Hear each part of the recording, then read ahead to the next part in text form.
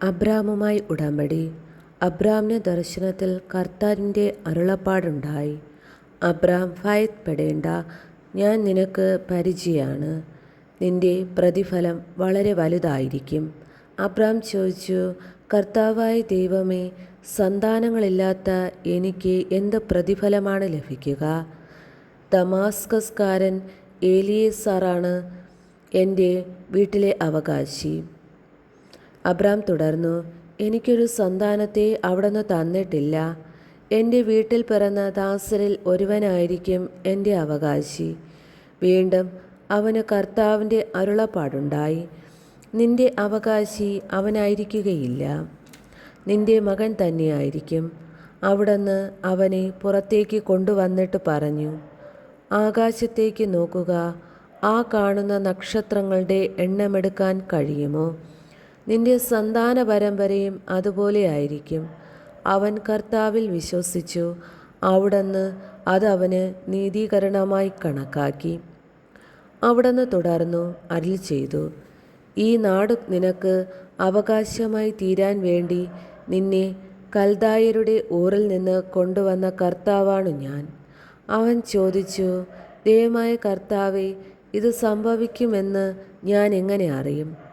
അവിടുന്ന് കൽപ്പിച്ചു, 3 വയസ്സ് വീതം പ്രായമുള്ള ഒരു പശുക്കിടാവ്, ഒരു പെണ്ണാട്, ഒരു മുട്ടനാട് എന്നിവയും ഒരു ചെങ്ങാലിയെയും ഒരു ഇളം പ്രാവിനെയും എനിക്കായി കൊണ്ടുവരിക.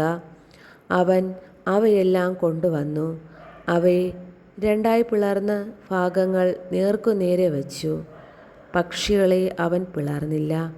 പിണത്തിന്മേൽ കഴുകന്മാർ ഇറങ്ങി വന്നപ്പോൾ അബ്രാം അവയെ ആട്ടിയോടിച്ചു.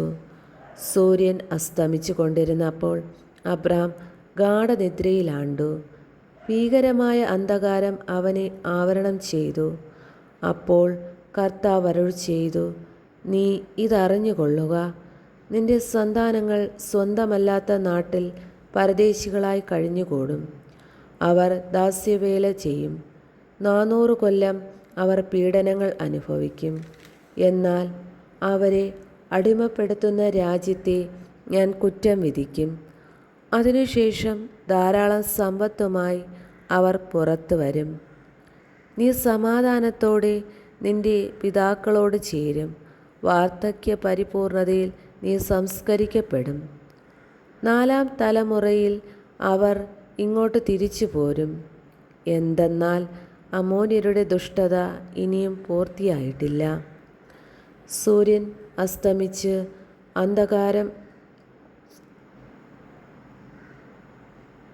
അന്ധകാരം വ്യാപിച്ചപ്പോൾ പുകയുന്ന ഒരു തീച്ചൂള കാണാറായി. ജ്വലിക്കുന്ന ഒരു തീനാളം പിളർന്നിട്ടിരിക്കുന്ന കഷ്ണങ്ങളുടെ നടുവിലൂടെ കടന്നുപോയി. അന്നു കർത്താവ് അബ്രാമിനോട് ഒരു ഉടമ്പടി ചെയ്തു, നിന്റെ സന്താന പരമ്പരയ്ക്ക് ഈ നാട് ഞാൻ തന്നിരിക്കുന്നു. ഈജിപ്ത് നദി മുതൽ മഹാനദിയായ യൂഫ്രട്ടീസ് വരെയുമുള്ള സ്ഥലങ്ങൾ, കേന്യർ, കെനീസ്യർ, കദ്മോന്യർ, ഹിത്യർ, പെരിസ്യർ, റഫായിം, അമോര്യർ, കാനാന്യർ, ഗിർഗാഷ്യർ, ജബൂസ്യർ എന്നിവരുടെ പ്രദേശമൊക്കെയും ഞാൻ നിങ്ങൾക്ക് തന്നിരിക്കുന്നു. ഹഗാറും ഇസ്മായേലും.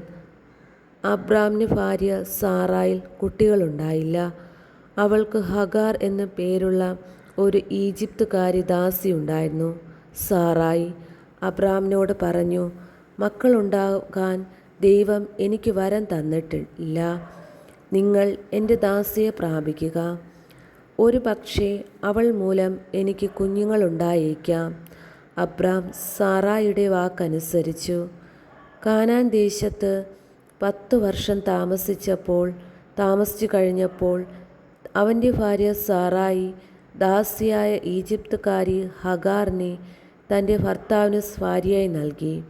അബ്രാം അവളെ പ്രാപിക്കുകയും അവൾ ഗർഭം ധരിക്കുകയും ചെയ്തു. താൻ ഗർഭിണിയാണെന്നറിഞ്ഞപ്പോൾ യജമാനത്തിയെ അവൾ നിന്ദയോടെ വീക്ഷിച്ചു. സാറായി അബ്രാമിനോട് പറഞ്ഞു, എൻ്റെ ദുരിതത്തിന് നിങ്ങളാണ് കാരണക്കാരൻ.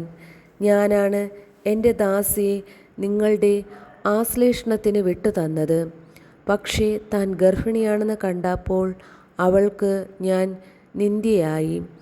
എനിക്കും നിങ്ങൾക്കും മധ്യേ കർത്താവ് തന്നെ വിധിയാളനാവട്ടെ. അബ്രാം പറഞ്ഞു, നിന്റെ ദാസിയെ ഇപ്പോഴും നിന്റെ കീഴിലാണ്. നിന്റെ ഇഷ്ടം പോലെ അവളോട് പെരുമാറിക്കൊള്ളുക. സാറായി അവളോട് ക്രൂരമായി പെരുമാറാൻ തുടങ്ങി. അപ്പോൾ അവൾ സാറായിയെ വിട്ട് ഓടിപ്പോയി. എന്നാൽ കർത്താവിൻ്റെ ദൂതൻ ഷൂറിലേക്കുള്ള വഴിയിൽ മരുഭൂമിയിലുള്ള ഒരു നീരുറവയുടെ അടുത്ത് വെച്ച് അവളെ കണ്ടെത്തി. ദൂതൻ അവളോട് ചോദിച്ചു, സാറായിയുടെ ദാസിയായ ഹഗാറേ, നീ എവിടെ നിന്ന് വരുന്നു? എങ്ങോട്ട് പോകുന്നു? അവൾ പ്രതിവചിച്ചു, ഞാൻ യജമാനത്തിയായ സാറായിൽ നിന്ന് ഓടിപ്പോവുകയാണ്. കർത്താവിൻ്റെ ദൂതൻ അവളോട് പറഞ്ഞു, നീ യജമാനത്തിയുടെ അടുത്തേക്ക് തിരിച്ചുപോയി അവൾക്ക് കീഴ്പ്പെട്ടിരിക്കുക. ദൂതൻ തുടർന്നു, എണ്ണിയാൽ തീരാത്തവണ്ണം അത്രയായി നിന്റെ സന്തതികളെ ഞാൻ വർദ്ധിപ്പിക്കും. നീ ഗർഭിണിയാണല്ലോ. നീ ഒരു ആൺകുട്ടിയെ പ്രസവിക്കും. അവന് നീ ഇസ്മായേൽ എന്നു പേരിടണം. കാരണം കർത്താവ് നിന്റെ രോദനം ചെവിക്കൊണ്ടിരിക്കുന്നു. അവൻ കാട്ടുകഴുതയ്ക്കൊത്ത മനുഷ്യനായിരിക്കും. അവൻ്റെ കൈ എല്ലാവർക്കുമെതിരായും എല്ലാവരുടെയും കൈ അവനെതിരായും ഉയരും. അവൻ തൻ്റെ സഹോദരങ്ങൾക്കെതിരായി വർത്തിക്കുകയും ചെയ്യും. അവൾ തന്നോട് സംസാരിച്ച കർത്താവിനെ എൽ റോയ് എന്ന് വിളിച്ചു. കാരണം എന്നെ കാണുന്നവനായ ദൈവത്തെ ഞാനും ഇവിടെ വെച്ച് കണ്ടു എന്നവൾ പറഞ്ഞു. അതുകൊണ്ട് ആ നീരുറവയ്ക്ക് ബേർ ലഹായ് റോയ് എന്ന് പേരുണ്ടായി. അത് കാദേശിനും ബേരദിനും ഇടയ്ക്കാണ്. ഹഗാറിൽ അബ്രാമിനൊരു പുത്രൻ ജനിച്ചു. ഹഗാർ പ്രസവിച്ച മകന് അബ്രാം ഇസ്മായേൽ എന്ന് പേരിട്ടു. ഹഗാർ ഇസ്മായേലിനെ പ്രസവിച്ചപ്പോൾ അബ്രാമിന് 86 വയസ്സായി.